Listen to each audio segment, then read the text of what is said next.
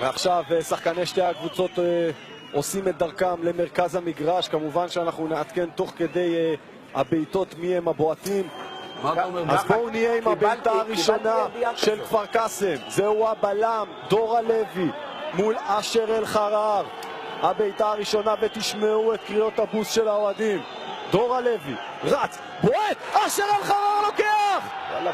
טירוף כאן ברעד!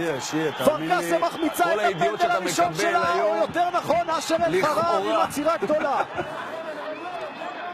בואו נראה את הקפטן של רהט, אבו עליון מחמוד. לפני שנייה פרגנתי לו, האם הוא מקלקל? גיא סלם קופץ על קו השער. אשר אל-חרר עובר לצד השני בהוראת השופט דור בשן. לא יודע.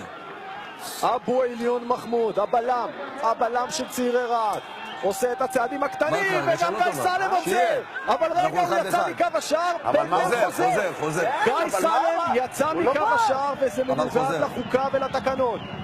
כמעט פצצה למטה, פצצה. אבו עליון מחמוד, ניסיון שני, וגם את זה עוצר גיא סלם, אני לא מאמין. גיא סלם לוקח שני פנדלים לאבו עליון מחמוד. טוב חברים, פנדל שני לכפר קאסם, זהו תומר בן חיים, היה לו משחק טוב. אשר אל-חרר היה לו משחק מצוין.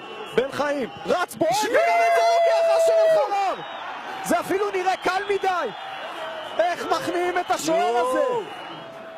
אתה יודע מה, בוני? מתחבר לתיאוריה הזאת. אני אבדוק את זה בסוף המשחק, אבל בוא נהיה קודם כל עם הפנדל של אל-קשאלה אוסמה. אל-קשאלה אוסמה למשקוף! מה קורה כאן? 4 פנדלים מוחמצים. יפעת, אוהד אדלשטיין. אוהד אדלשטיין עם רגל שמאל. שחקן מאוד טכני. האם הוא מצליח להכניע את אשר אל-חרר? האם מישהו מצליח להכניע את האיש הזה? הנה הריצה של אדלשטיין. הכדור הזה הולך החוצה. אני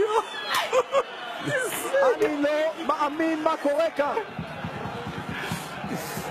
אל-חרר הזה, תאמין לי מה הוא עשה. רגע, אבל הם לא מפקיעים. סליחה, הם צריכים להפקיע עכשיו. הם צריכים להפקיע. הוא מעלה כאן את צעירי רהט ליתרון של 1-0 אחרי 6 פנדלים.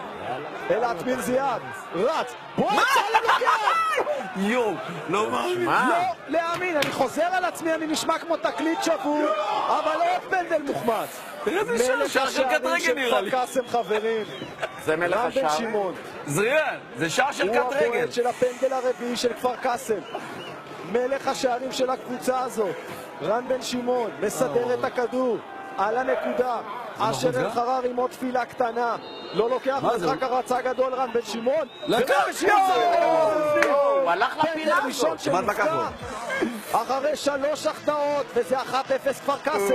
ועכשיו את הפנדל הרביעי לזכותה של צעירי רהט, עיבד אל-קירנאווי נאצר המחליף.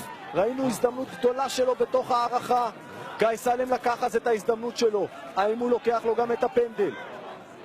אל-קירנאווי נאצר, הכדור שם קצת זז, הנה הוא מסדר.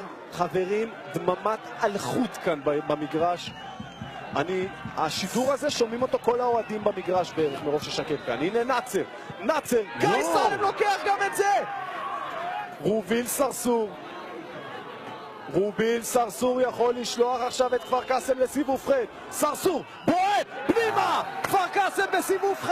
צעירי רהט מליגה ב' חברים, רק עם המחמאות והרבה כאלה, אבל בשורה התחתונה מ"ס כפר קאסם מליגה א' דרום אחרי דרמה ענקית עולה